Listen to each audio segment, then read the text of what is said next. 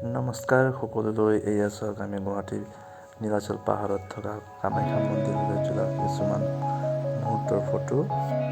আমি প্ৰথমতে আমি ৰাতিপুৱা বহুত সোনকালে 5টা বজাত গৈ টিকেট কাউণ্টাৰত গ'লোঁ। টিকেট কাউণ্টাৰত টিকেট কটাৰ পিছত আমি লাইন পাতিলোঁ। লাইন পতাৰ পিছত বহুত দেৰি লাগিল আমাৰ, মেইন পূজাস্থলীলৈ যাবলৈ লাইন পাতিব লাগে।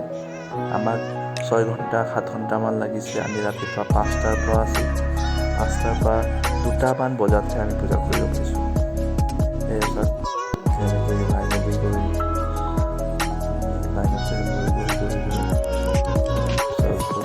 অপেক্ষাৰ পিছত আমি মেইন পূজাস্থলীলৈ গৈ পালোঁ। দৰ্শন কৰিব পাৰিলোঁ। আমি বিয়াৰ আগতে আমি যাম বুলি ভাবিছিলোঁ, কিন্তু মোৰ ভাগ্যৰ কথাও আহি পৰে। পিছত গৈ আমি গৈ